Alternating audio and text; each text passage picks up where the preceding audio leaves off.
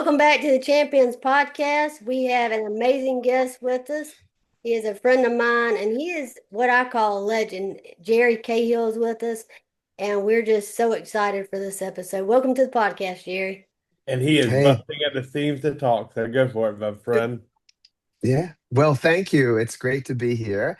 I'm Jerry Cahill. I'm 69 with cystic fibrosis, and I'm post double lung transplant 14 years, and post liver and kidney. It'll be 5 years, the end of July.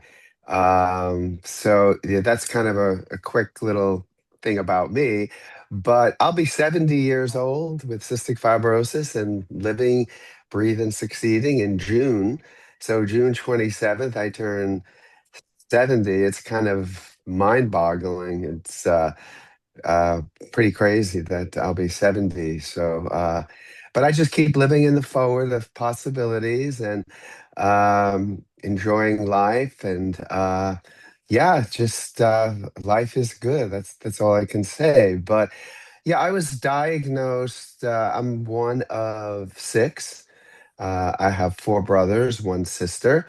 I was diagnosed late, but I grew up in the dark ages with cystic fibrosis. So back then they didn't know much about it. But so growing up, I was diagnosed at 10, but I was sick a lot before then. Colds. They said I had asthma, bronchitis. I had pneumonia a few times, but they didn't know much about CF. And then one of my hospitalizations, and I was always on antibiotics, but just regular antibiotics, nothing like CF related. I went into the hospital once and there was a doctor that gave me a sweat test. So this first sweat test came back positive, negative. So, the red flag went up like, well, maybe, so they did it again and they found out that I had CF. So when I found out I had CF, um, my mom wanted to put me in a bubble and just sit me at home. And the doctors back then actually, said to my parents, well, just keep Jerry comfortable at home and, let him just relax. There was never any discussion of exercise or any of those things. It was really a death sentence back then. Uh, but my dad and my brothers were very active in sports. So my dad said, well, if Sherry's not going to be around very long, and that was really the prognosis back then, he wanted me to spend time with my brothers. And my older brothers, the three of them, played sports. So I got involved playing sports. I was terrible. We started with baseball, and instead of being on like the little pee wee league or the little bantam league as they called it back then, my dad, since he wanted me to be with my brothers, they were in like the minors and the majors, and they were older. I played on their team. I was terrible. The only thing I could hope for was getting a walk when I got up at bat, and I was played right field. So I was happy with that because no balls ever came to right field back then. And yeah, so it was really funny though how baseball went. Uh, I hated it because I was terrible. I was intimidated. And I used to stand like 4 feet away from home plate when I had to get up at bat. And I was small, so I would crouch down even lower. And all I would hope for is that they would call balls and I'd get onto the base. I'd never hit the ball. One time there was this wild pitcher, and everybody kept saying, oh, this pitcher is wild, like he throws the ball all over. So I was like, oh boy, when I had to get up at bat, I think was like 5 feet or 6 feet away from home plate. And the ump kept saying, move closer. And I wouldn't move closer. And the funny thing is, but it wasn't funny at the time, I got hit in the eye with a baseball. So I had to go to the hospital and emergency room. And I remember my dad was there. Then my mom came, my grandparents came. All I kept saying to everyone is like, I don't want to play that game again. I don't want to play that game again. My father's like, don't worry, just finish out the season. So finished out the season, And kind of the same thing happened with football.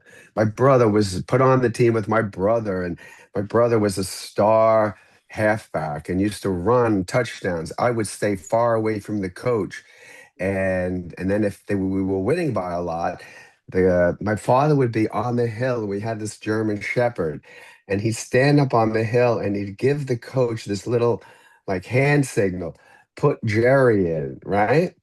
So I went in and I was terrible. I remember, I could was really good at practice, but there must have been some hidden code, like, just push Jerry or don't really tackle him with the practice with your team. So I went in there for my brother, and my brother, as I'm walking in for him, he goes, "Don't screw it up," right? So that's more pressure on me.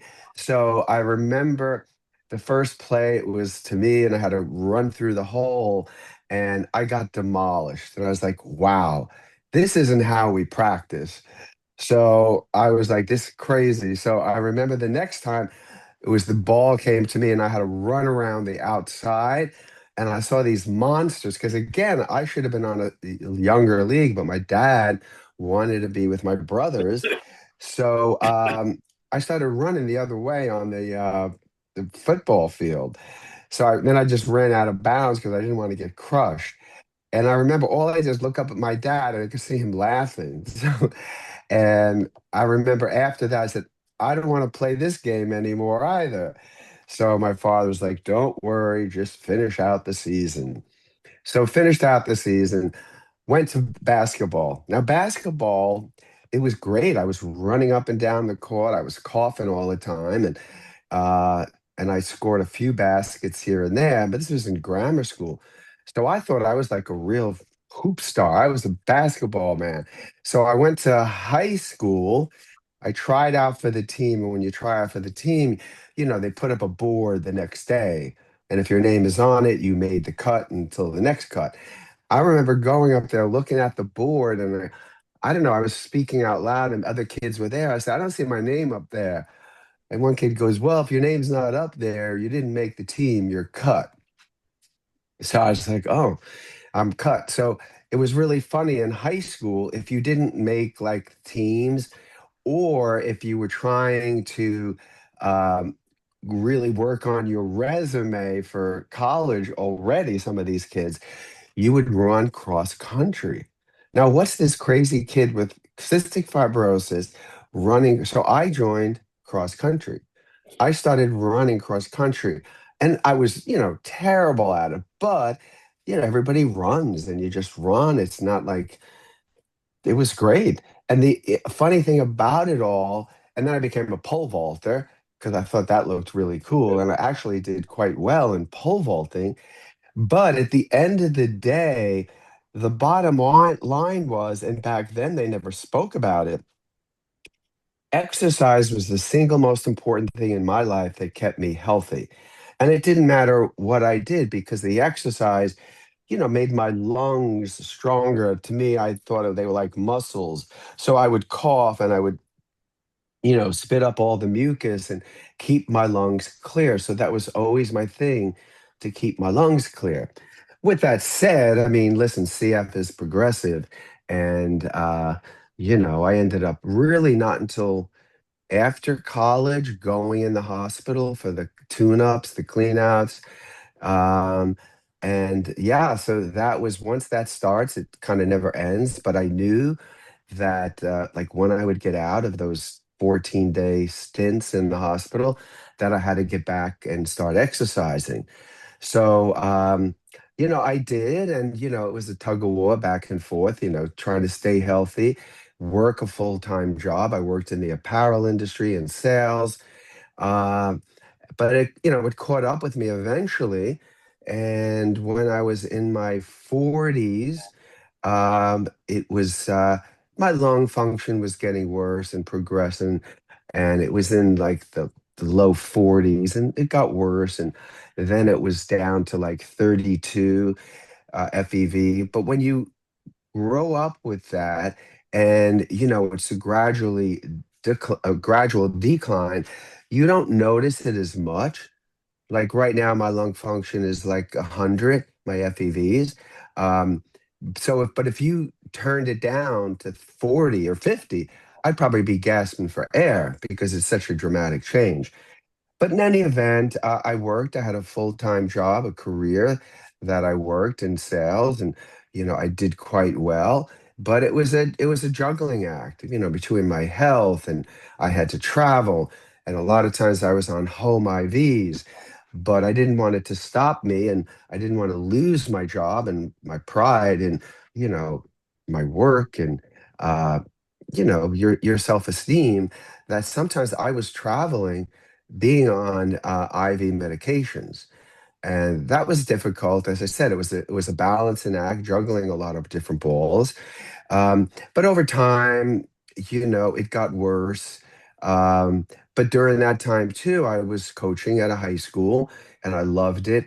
Uh, but over time, things got worse and progressed. And then my lung function was dropping to 30, 29, 28. And then the doctors were like, I was listed then for a transplant, but not activated because they changed the system. Um, but at the end of the day, I had to go out on disability, which for me was daunting. Um, it's like you go into a candy store and you can take anything you want, have all the candy you want, and then they take it all away from you. So I had a great career. I enjoyed working, but obviously your health comes first. So I had to go out and I was out on disability waiting for my lung transplant.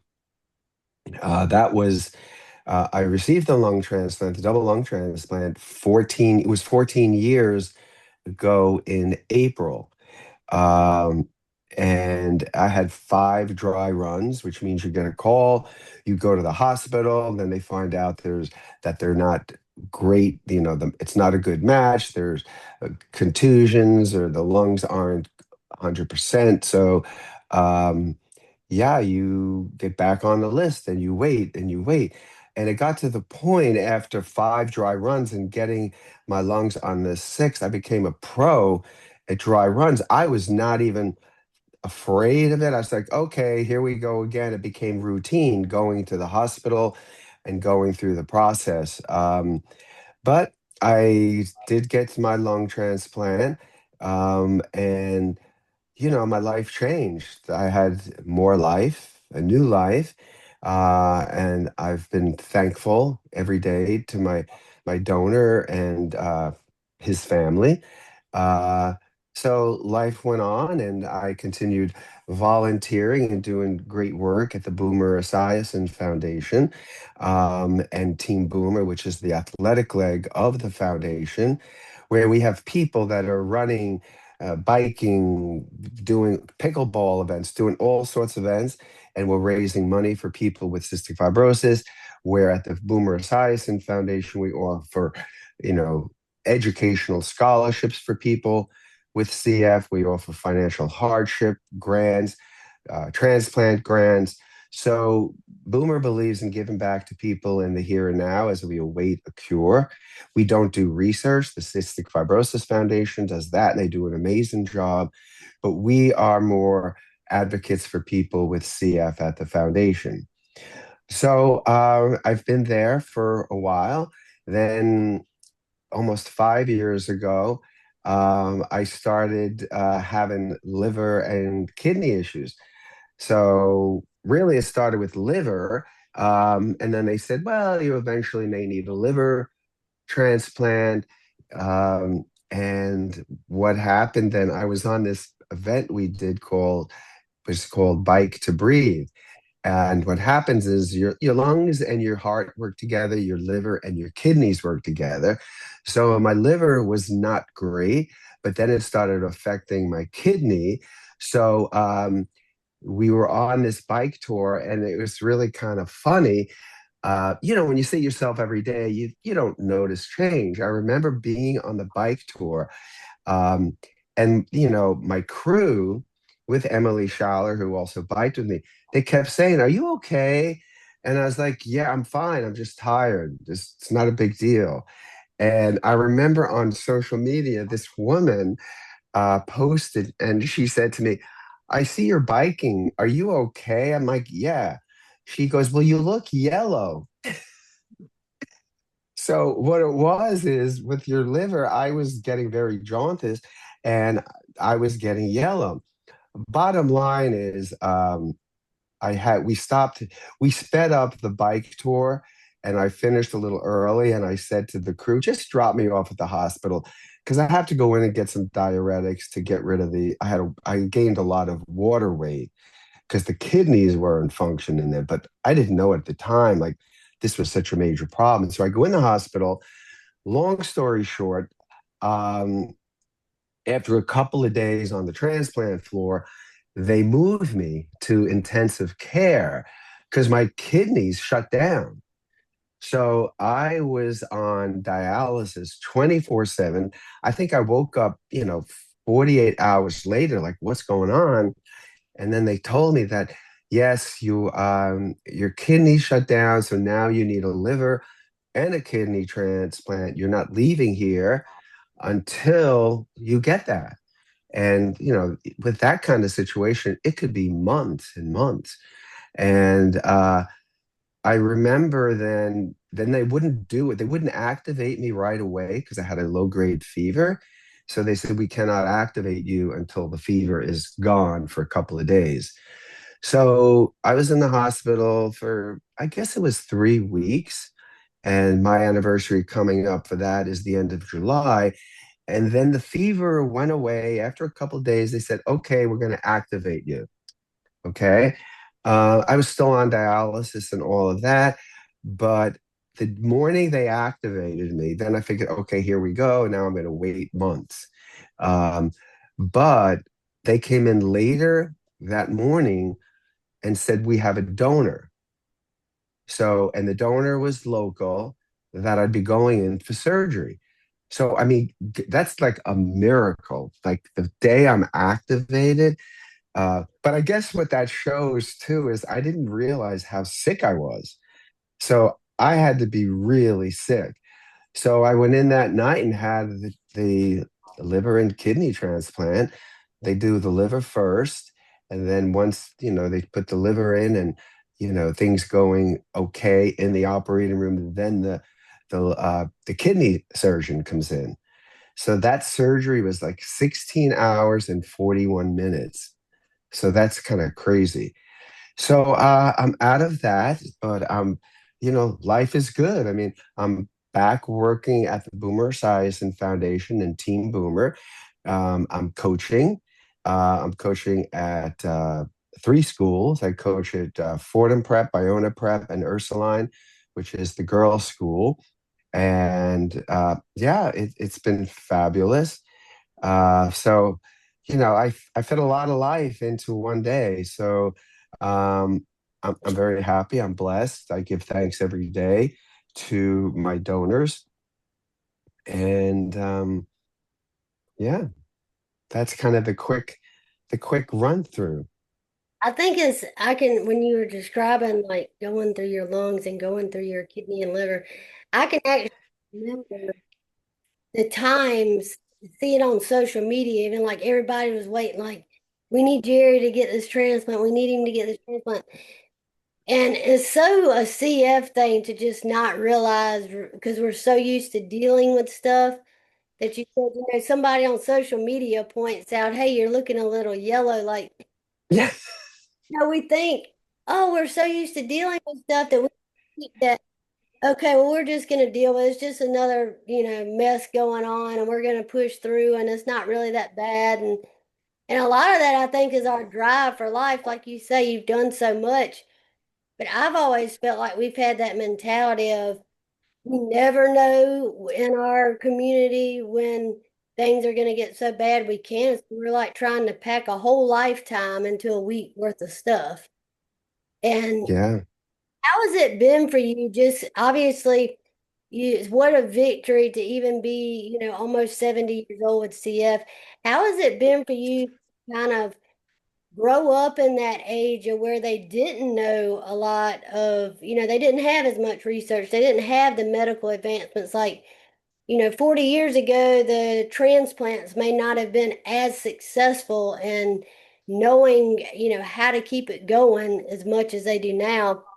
What's it been like for you to kind of because I'm sure you're thankful you had to have it when you did and not when you were like 12 years old. Yeah, so when, I think it's very important. Um, you know, I had at the time four brothers, three older brothers, a younger sister, younger brother. He came, yeah, about the time that I was diagnosed. But, my dad worked, my mom, she's a stay-home mom. And, when you have there's six of us, there was not a lot of time for, you know, I wasn't like put in a bubble. I was just thrown into the group. And like I said, when they found out I had CF, it was like, well, my dad was like, you know what, he's not going to be around very long. I'm going to just throw him in with his brothers. So I never had that mindset of being, which is tough. And most people would say, like, I'm sick. I never like got caught in that world of, when I would go to clinic and back then, and when I was in the hospital back then, I shared rooms with people with CF. They did postural drainage in the room. Like that's unheard of today. I would go to clinic and you'd see five, six people with CF sitting around. And, some of them is unfortunate. They looked really sick. I didn't look as sick, but again, you can't judge a book by its cover because here I am and I have, three organ transplants. But I think it's like I never wanted to be thought of as different or sick. So I always kept kind of pushing myself through it. Maybe I put blinders on. It was like this, and it was never about, I never told people I had CF. Oh, I have asthma, I have bronchitis, and that's how I looked at it. Um, and even when I went for job interviews, I never told people like any of that stuff. That was just like a non-entity in my life. I just did what I had to do. I was pretty private about it. And yeah, I just kept living in the forward and just put blinders on and kept going forward and trying to attain goal. Now, listen, it's not easy. I mean, there was times where like here I am and I got to go in the hospital again. And, I remember going in the hospital once and I didn't even tell, but I was in sales with a company. So I didn't tell them. And I told the hospital, I have to leave and I have to go to work for a few hours a day.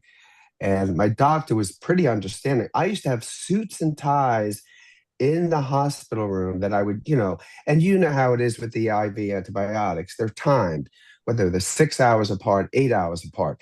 So in my hospital was probably even a half hour from where I worked. I would get dressed up in the morning and leave the hospital like and say, goodbye, I'll be back later. I'm going to work.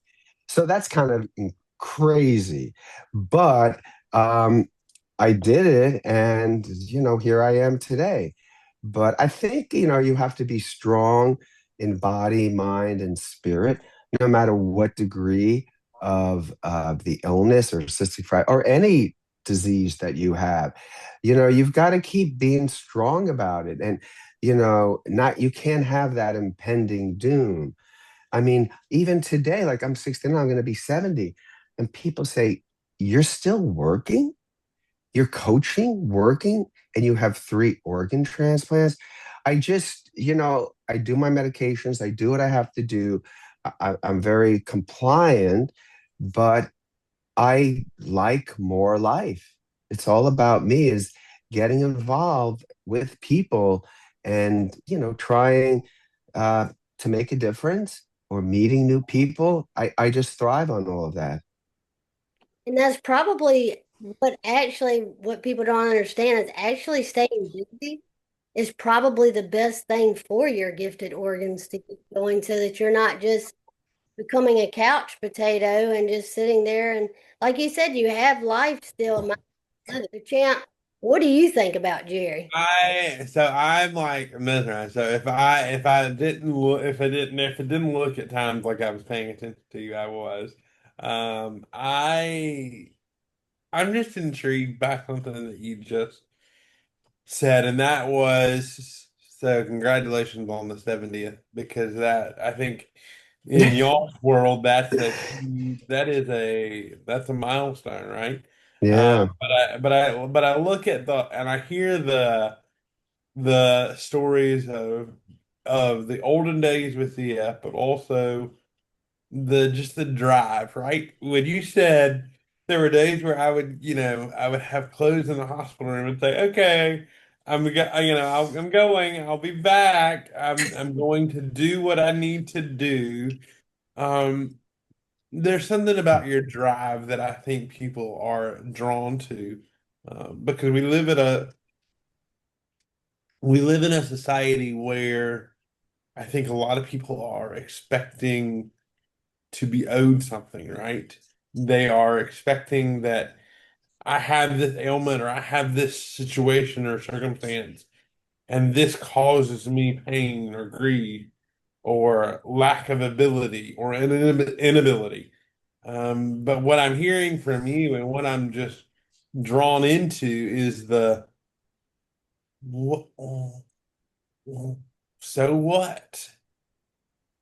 So what? Yeah, it's kind of true. And people, like, I'll say to them, well, what's the big deal? This is my nature. This is me. And like I don't do sadness. I mean, it's not, and people, like, for me, that's my nature. And like, people like look at me sometimes like they just don't get it. But I don't get the other end to, have that impending doom and sit around. I'm always like, you got to get up. You got to move. And, I mean, like, even when I'm sick and even if I was in the hospital, I would go down to the lobby and go outside for 10 minutes to get fresh air. You're not allowed to, you're not supposed to, but it's like that's living. I mean, yes, I'm sick, I'm in the hospital, but I remember after my liver, first of all, after my liver, before my liver and kidney transplant, after having a lung transplant and your liver and kidney go to need a transplant, that's in many ways unheard of. I remember the transplant, so like for any transplant, it's such a high risk. And I remember the transplant surgeon up at New York Presbyterian saying to me after all the testing, everything, he goes, you know, we normally would never do this transplant. And he says, it's too high risk. He goes, but we're going to give it a shot with you because your will to live and your attitude is mind-boggling. We don't even understand it. But the way you carry it and your attitude, we have to give you a shot. Mm. So, and it's funny about that. Like I said, this is just me and it's my nature. I remember right before the whole transplant thing, before they put me on the list and said yes. I remember speaking to my lung transplant doctor, and I said to him, if they don't put me on the list here, I'm going somewhere else. And he just laughs at me. He goes, Jerry, nobody will take you. You're too high of a risk. So he goes, I'm fighting for them to, put you on the list and activate you, but nobody else will take you. So I was like, oh no, that's ridiculous. I'll go somewhere else if they don't put me on the list here. And then I remember after the liver kidney transplant, I remember like the doctors walking in and like, I'm just kind of very flippant about things. I said, wow, I can't believe I got through that 16-hour plus surgery. And like some of the doctors on the transplant team, they were like, Mr. Cahill, we don't believe you got through it either. That you had a 20% chance of getting through it. And then I remember to go back to like being active. I remember after the transplant that I was, on the floor, and I kept saying to the nurses, "You got to get me out of bed. I need to walk. I need to walk." And then they did, and they sent the physical therapist. I had the physical therapist crazy because I made her come back, 3 times a day. And then they finally signed off that I could do it with a walker. But the nurses on the floor would say to me, and again, I'm not bragging because this is just me. They would say, "It's amazing what you're doing." I was like, "What? I'm walking the floor." She goes, "Most people after transplant, they just lie there and don't move. Like you're getting up and moving and stuff." And I said, "Well, I want to get out of here as quickly as possible." So, yeah. But again, I think that's important for everybody in life is you have to have that will to live and to move forward. I mean, that's what life's about. Other than that, it's death. And I Well, just, you talked about you don't want to brag. I think you have everything right in the world. Um, because like you said, some people, and obviously we deal with things a little bit differently because this is all we know.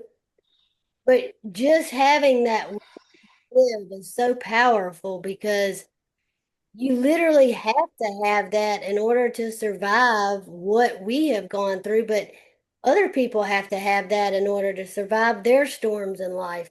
Yeah, no, it's possible, and you just have to believe. So, Champ, I wanted to let you ask your question that you had on your mind before.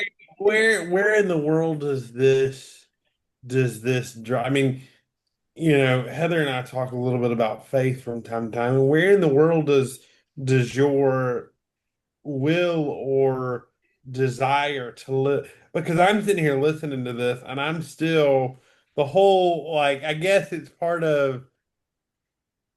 it's mind-boggling to think that like in those days, there's these TikTok trends that say like the things that we did in the 90s that today's folks will never see. And then I look at this and I'm thinking, if you ever told a medical professional today that you were going to get up and walk out and come back in, they'd look at you and go, no, no, no. But then I hear that and I'm thinking, no, but that's the willpower, right? That's the desire to Yeah. keep pushing forward. Where does that come from for you? Where does that, I mean, how did what ha, has there been any issues with doubt or depression or the anxiety of all like where does all of that come from? Yeah, I mean, uh there's always a little doubt that creeps in at certain points, but I just push it out. Like I remember Love it. I love it. when I love when I uh would go to when I was diagnosed and I went to clinic, and again, not in a mean way, but I always looked at people there and they were sick and stuff. And I remember in my mind I would say, well, that's them, that's not me. And I remember when I'd go in the hospital, and I had roommates, they were had CF. And I would I would say to like the roommate, "Listen, I'm going out. I have to get out of this place for a half hour. So if the nurse comes in, just tell her I'm in the men's room or something." And I remember like the roommate would look at me like, it. "What? What are you doing?" I said, "I'm just going to go out. Do you want a candy bars? I'm going to go out."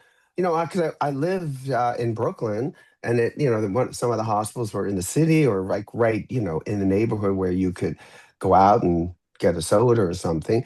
And they thought I was crazy. But to me, that was just, I'm living my life. I mean, I'm not going to let the hospital like stop me. I mean, I have a story once, like it's funny. You ever hear that saying, you give an inch, take a yard?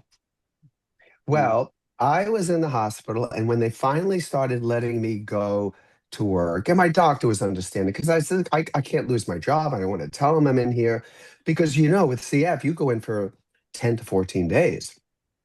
So when they started letting me go to work, um, I thought, oh, this is great. So my life was more normal. And then I was a pole vaulter. I coach pole vaulting now.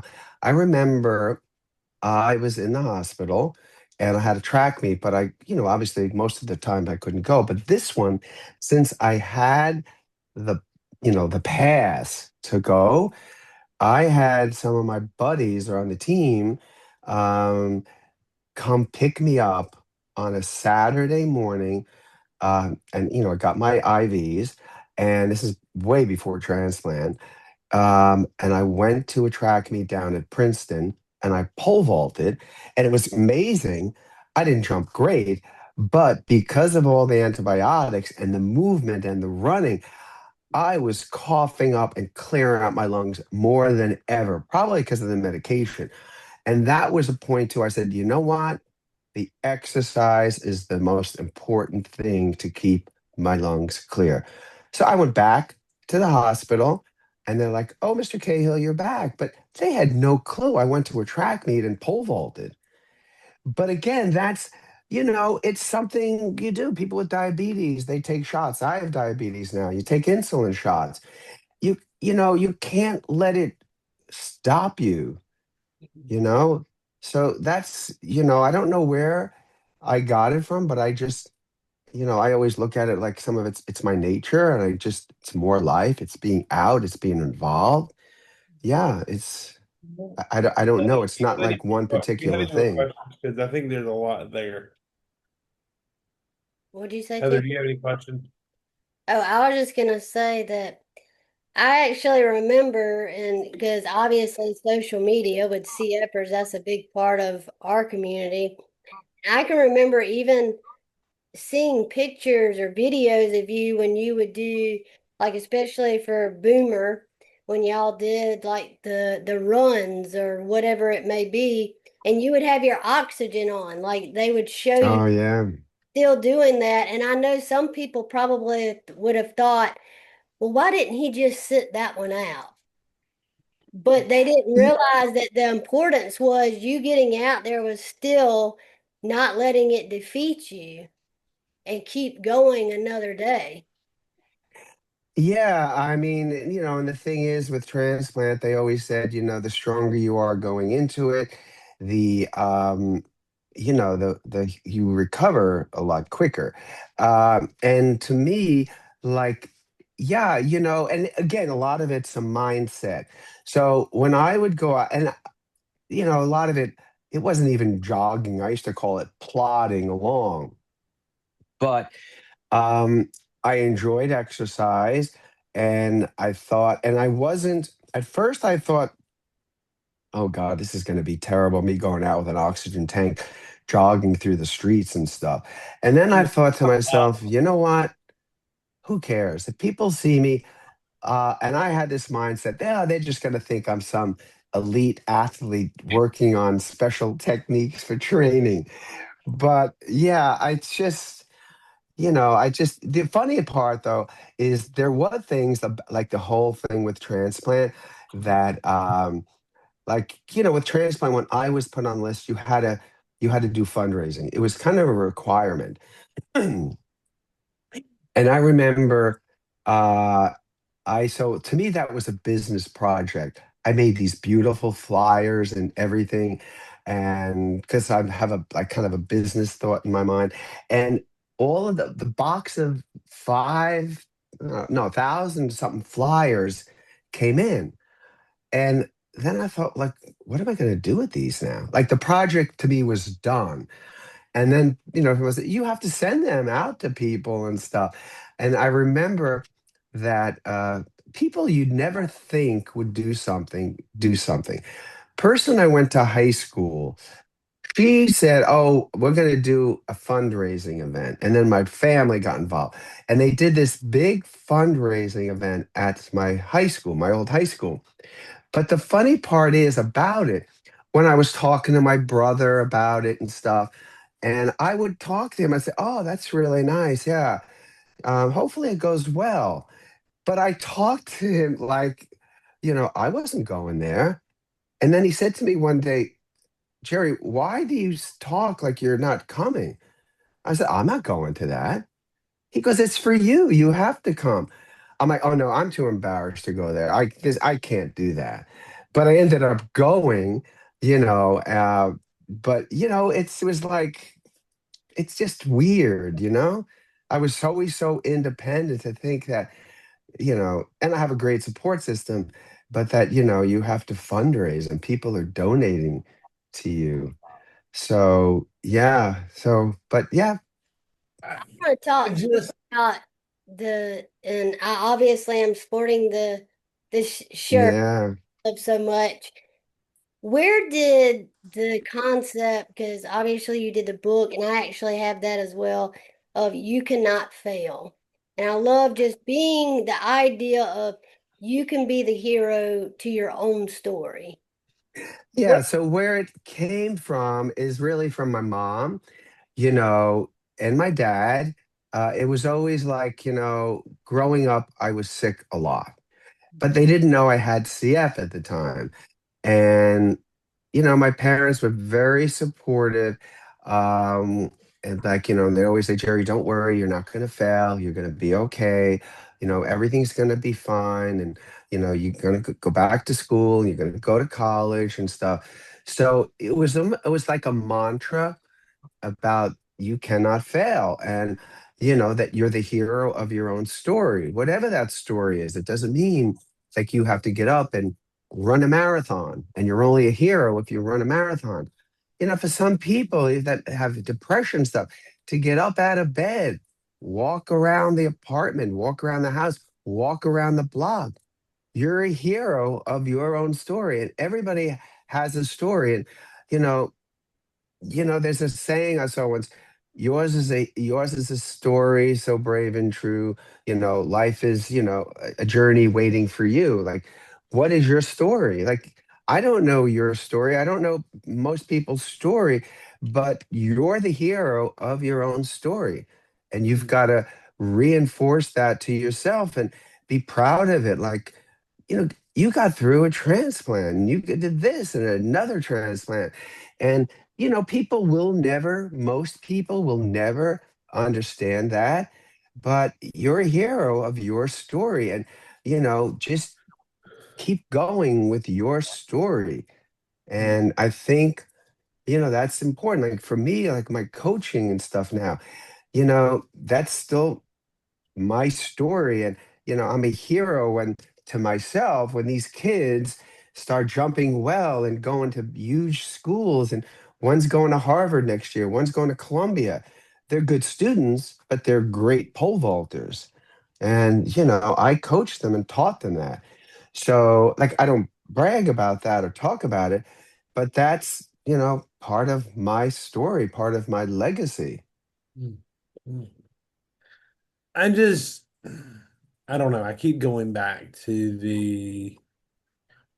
two things, Jerry. As kind of we wrap some things up, unless Heather has some more stuff she wants to ask. But a couple of things that just strike me is what would you have said to a younger version of yourself? Because I mean, aside from anything, you are a walking success story, right? I mean, not only just the CF, but you're a success story. So when folks say, "What would you say to your younger self?" I'm looking at you and going, "I don't know if there's anything he can say to his younger self. He's done all the things. Like there's nothing else to say. I mean, he's done every single thing that I sit here and go." Wait a minute, I'm 35 and I better wake up and smell the coffee because this man is gonna put me to shame. And then the other thing is, what would you say to somebody who isn't in your mindset, right? Isn't in that train of thought. But how do they motivate themselves? We live in a world today where people are. And I say this to folks all the time, and sometimes they get offended by it. But we're entitled. We feel like we're entitled to something, and we're not really entitled. Like we have a life to live, and we might as well enjoy every waking moment. Heather and I have this saying, life is a gift, treat it as such. Um, so what would you say to those two things? First, what would you say to your younger self? And then next, how would you motivate somebody kind of sitting on the sidelines listening to this? Because I do believe this is what's going to happen. People are going to listen to this and go, wait a minute, what? Like, this man is, yes, he's a legend, but is he a little psycho a little bit? But he's not. I mean, this is real. This is what he does. This is who he is. How do you address those two things? Well, to my younger self, I would probably s- s- kind of tell my younger self, just keep doing what you're doing, be more driven, but just open up a little more. Because sometimes I'm so driven that I don't take time to smell the roses or smell the coffee. I just took a sip of coffee when you said about the coffee. But yeah, when you get driven and, obviously, your health is a major factor, you sometimes get this tunnel vision that you're driven and you're going forward and forward, and it's all good. But sometimes then you need to just, take a deep breath and inhale and enjoy, the people around you more. Because everything I'm doing is like, yeah, I'm coaching and I'm doing and doing and doing, and I'm at the foundation, or I'm working out and doing, doing, doing. And sometimes, that journey can get lonely because I don't think about it. I don't get depressed, but it's like sometimes I'll see people like, oh, wow, that looks like, yeah, that looks fun. They're just hanging out. Whereas that whole kind of thing is not like something I do. Like sometimes if I go on vacation for like a day or two, I just crash. Like I feel sick because I'm just so like driven. And then I'll go away. And if I go to like I don't go away as much anymore after transplants, but I would go to like a beachy area and I'd be like, oh my God, I must be sick. I'm exhausted. But I plummet and crash. You know what I mean? Um, and and to somebody, growing up, I'd just say, don't let it stop you. Just keep moving. Do what you want. Go forward. Drive, drive, drive. And don't let it stop you. I mean, I could remember back with it. It was like even uh, I got in trouble once because back in the old days, you had to stay in the hospital. And there were little butterfly needles. That's what was your IV. There was no catheters or ports or any of that. And you'd be like, oh my God, if it breaks, they're going to have to stick me again. I remember when they started using the little catheters and you did what's called home care. I thought, oh, Bobo is free again. So I would be home and I remember I had to travel.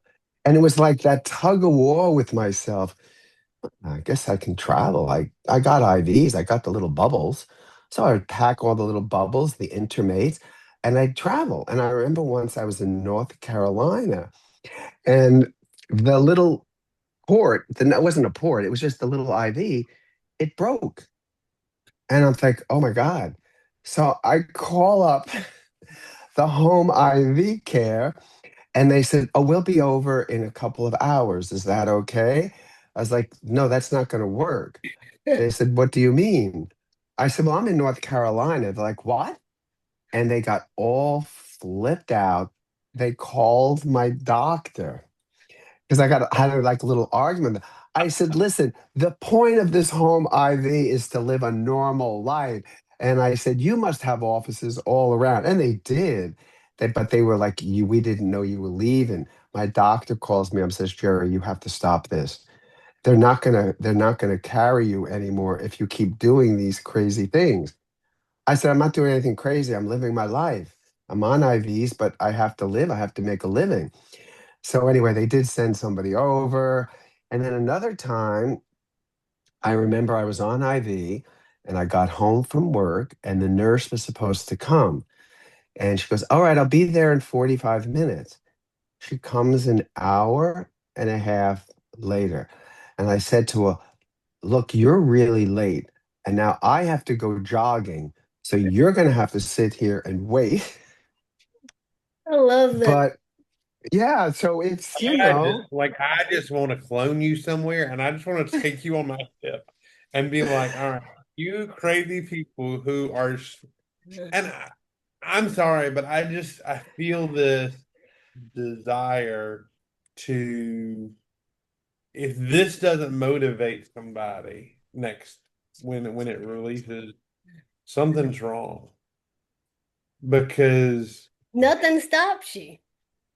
well, like really, like when you think about listen, it's all about living. And so am I supposed to sit around for 3 or 4 hours staring at the walls, waiting for the IV lady to come over?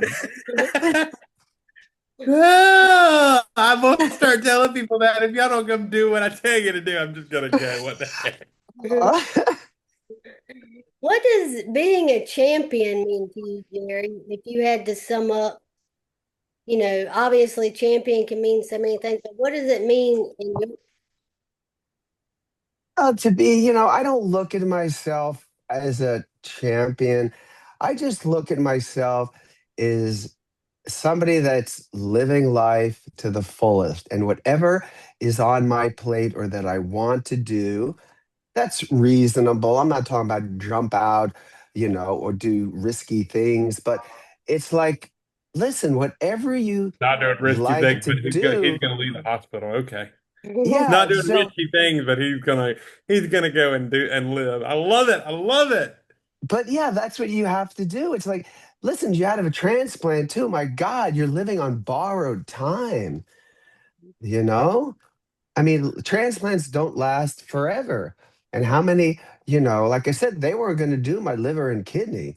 That was a struggle to get them to decide because they don't want to take the risk either and waste organs. But like I remember the doctor saying, he goes, "Your will to live is mind-boggling." So he goes, "We're going to give you a shot." He goes, "But you have a less than 25% chance of getting through this." So, but and here I am. He's back. and I think that is just so perfect right there where you say less than 25%, but here you are.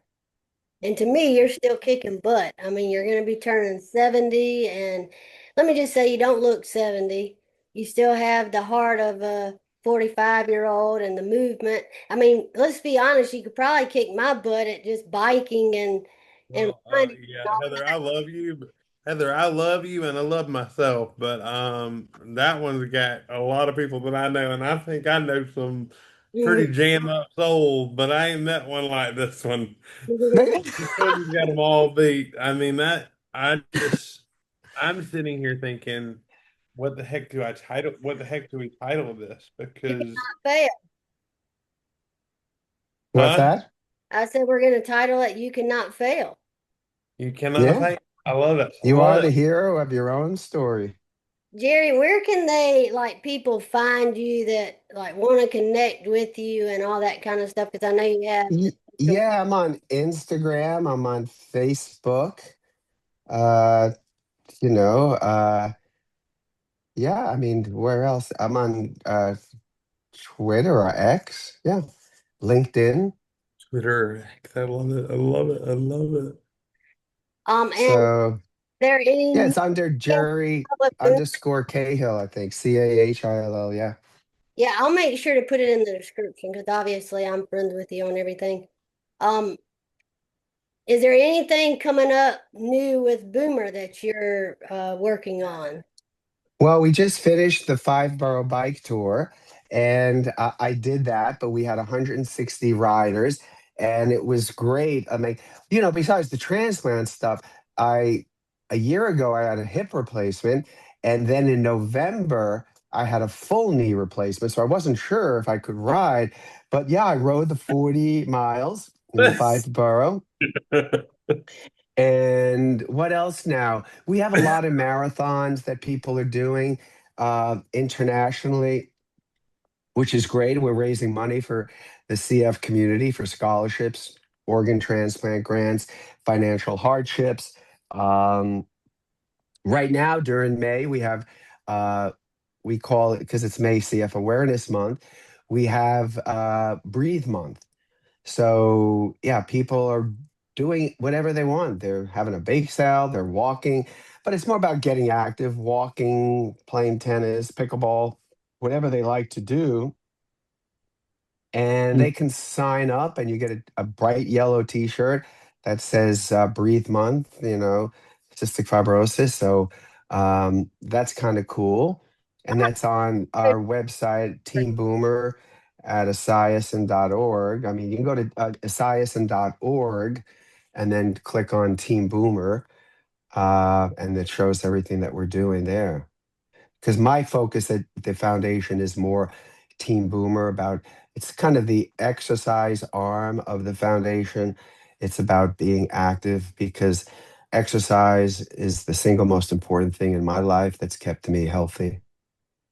Mm. I'd have to look into that yellow shirt because yellow is my favorite color, so that would be awesome. Oh yeah. Yeah, you should definitely go to the foundation and just or text me, and I think it's in, if you go to my Instagram, the link is in the bio to get your shirt. Okay, yeah, I'll have to do. Yeah. Yeah. Just So, want to say just how incredible you are. I know you don't think that about yourself. You don't have an ego, but I don't think you understand how inspirational you are to so many people. And oh, thank you. look, if you put champion in the dictionary in a picture, that would be your picture right there. And I just think that, I mean, obviously you're a huge inspiration to me, but I mean, like even Champ, he has never met you before, and he's just been giddy this whole episode because when you said I had a hip replace, the hip thing and the knee thing, and he was over there with a big grin because he's thinking he's. I just, I think what strikes me, and I'm gonna listen. I'm all about transparency and complete vulnerability. So when you started talking, I'm gonna be honest. When you started sharing your story, and Heather's probably gonna kill me for saying this on a live, but I don't care. I don't care. I was sitting here with a journal doing other work because I was like, Lord, this man is talking and talking and talking and talking and talking and talking and talking. And then when you start toward the end and you're like, yeah, I growing up or when I got older and had a job and had a career, I would go and take my clothes and I would get up and walk out the door and I remember I was sitting here with this journal just flipping through doing things jotting stuff down, not even about the episode, about work and trend and all Yeah. the things. And I remember I looked up and I went, what did he just say? Like, what did he just say? And so there's this desire, I think.